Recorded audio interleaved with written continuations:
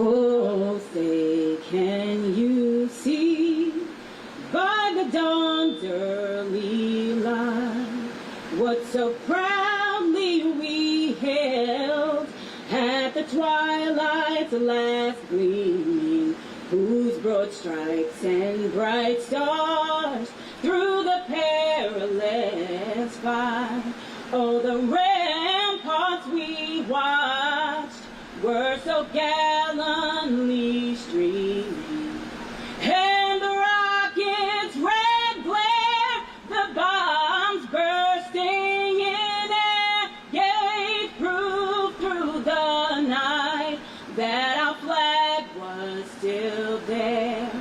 Oh, say does that star-spangled banner yet wave?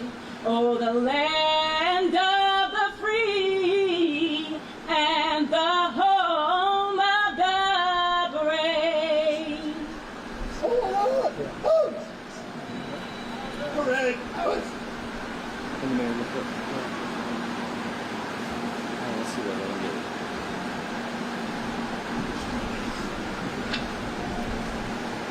Good afternoon.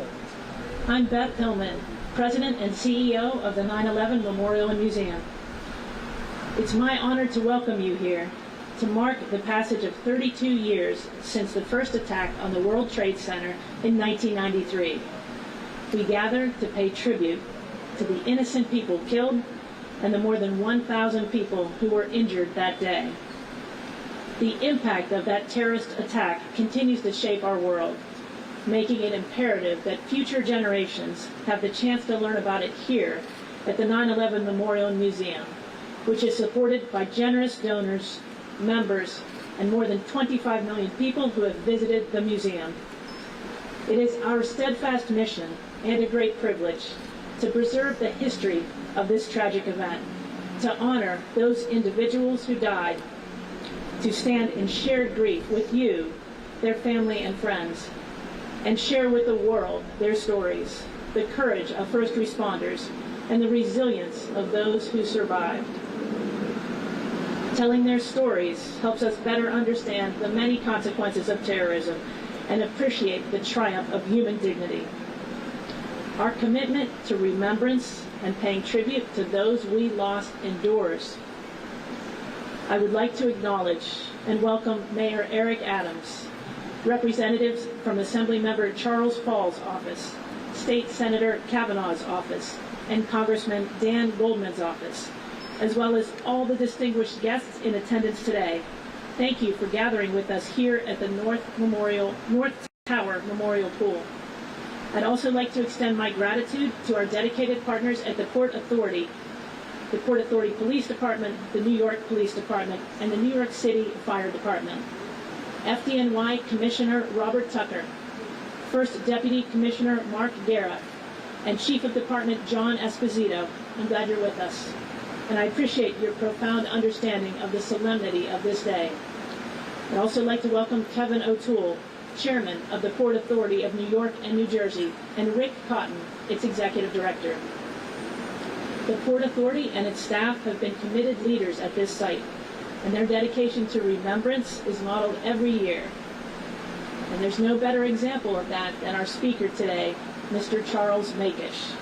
On February 26, 1993, Charlie was director of the World Trade Center Department at the Port Authority. Following the bombing, he was the senior executive in charge of recovery and reconstruction at the site. We're honored to have him with us again for this day of commemoration.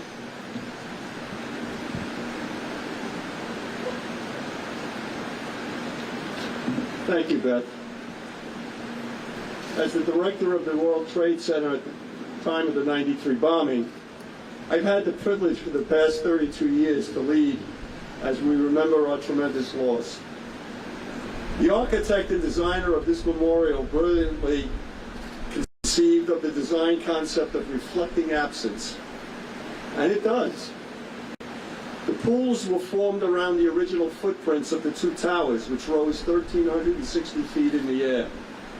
Now the abyss created by their absence speaks loudly of what was torn from us. So what was here just prior to 9/11 and in 93 that is now absent? Mayor, in short, it was a city within a city.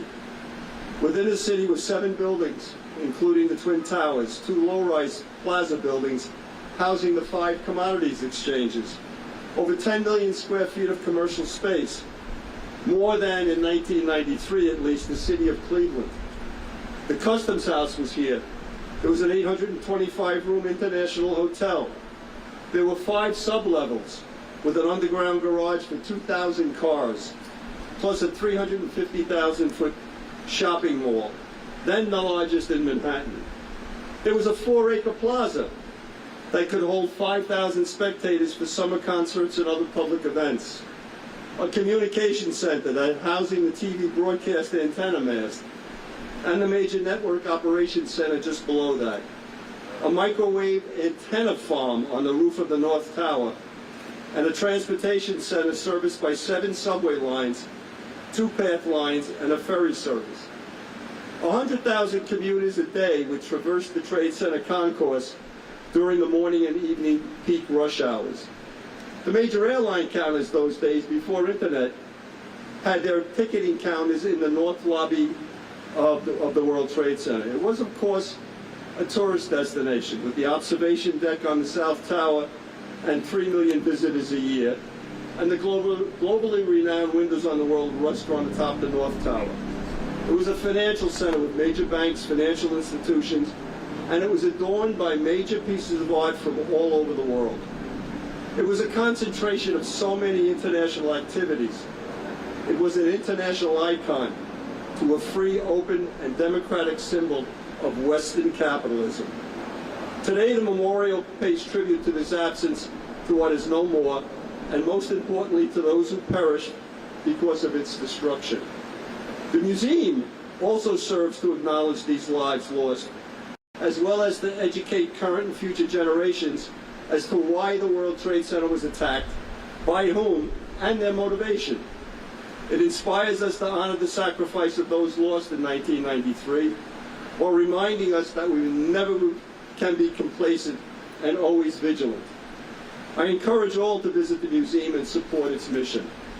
Thank you for joining us this important Remembrance Day. To lead the reading of the names, I'm honored to introduce members of the families of those lost in 93. Sabrina Knapp and Stephen Roselli. Would you join us here, please? Let go. Please, let go. All time. John D. Giovanni, Robert Kirkpatrick, and our grandfather, Stephen A. Knapp. William Macco, Wilfredo Mercado, and Monica Rodriguez Smith, and her unborn child, baby Eddie.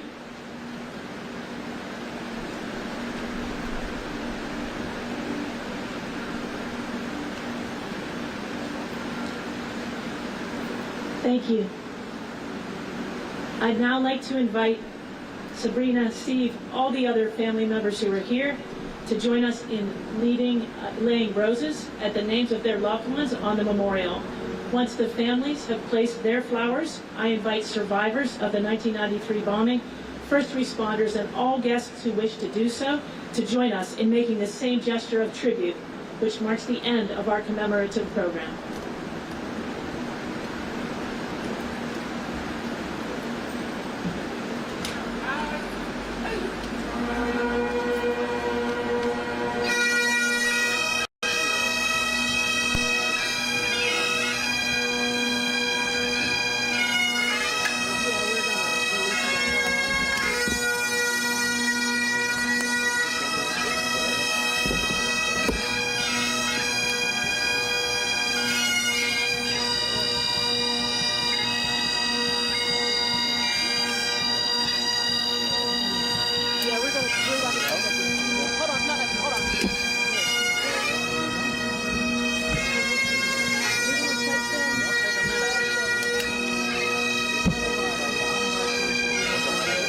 Once the honor guard finishes.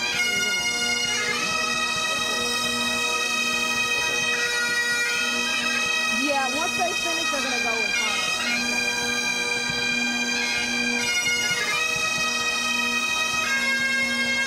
So are we not able to get a shot? Once they finish, we're gonna be able to go. Yeah, but Follow me. No, wait. Follow me. okay. We are following. Yeah, but you're walking.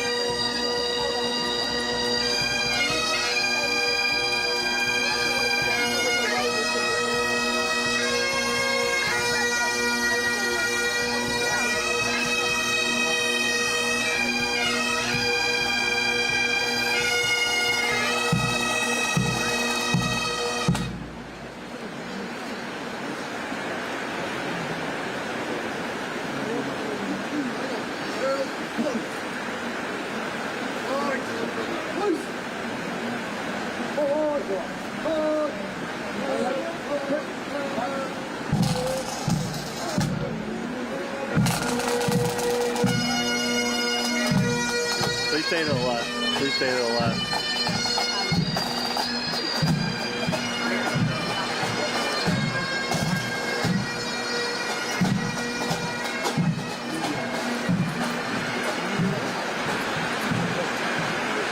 Back up, guys. Let's all back up. Stay this far back.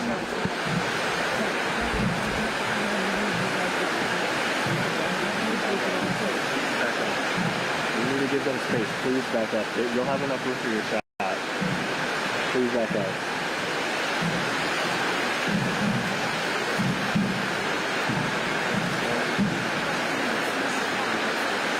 Guys, back up, please. Back up a little. You got it?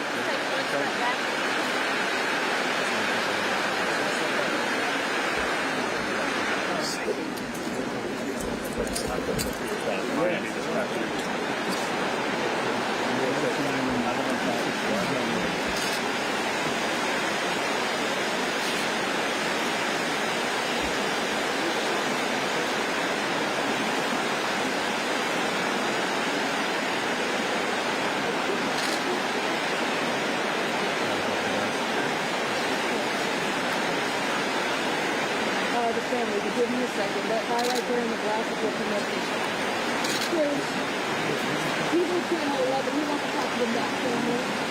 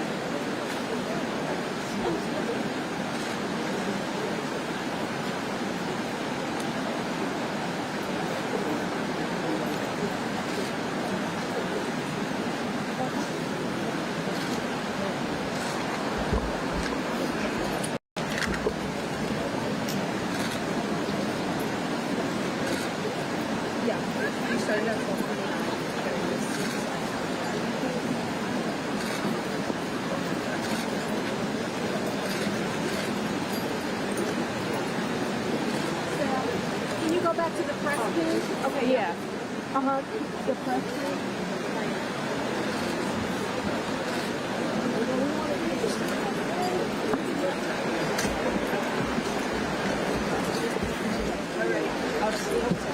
It's over now. They're just advertising. Yeah, that's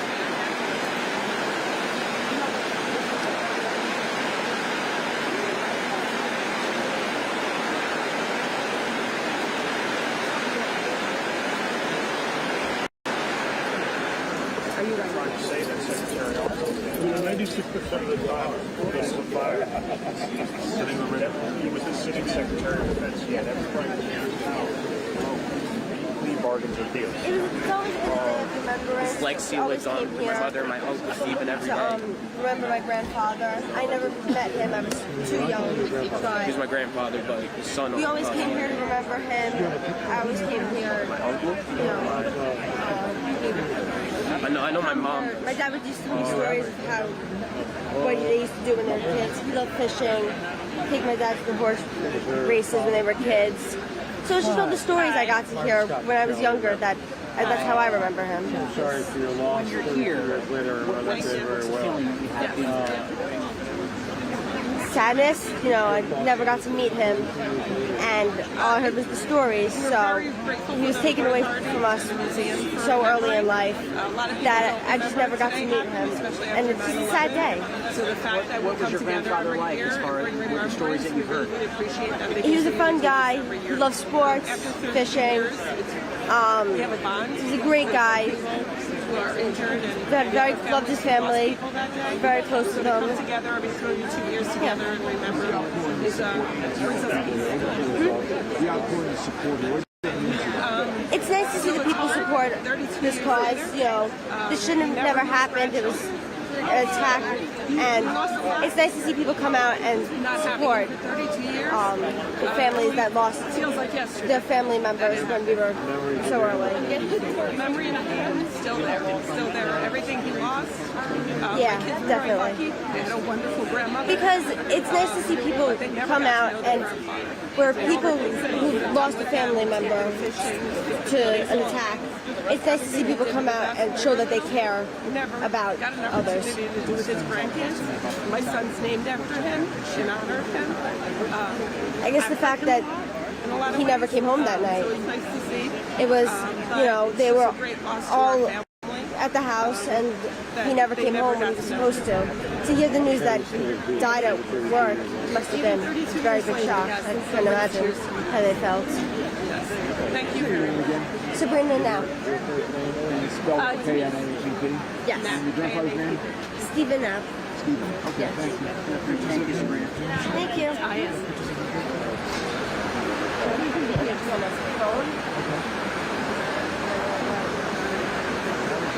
He was the chief maintenance supervisor. He used to bring us here and bring us down to Ready? Yep. Okay. Just say your name on camera for us. Andrew Colabella. Who's my last name? Colabella. And the relative? Relative is my cousin John DiGiovanni, but by the name Johnny Boy. That was his nickname. Did you know him? Did you ever meet him?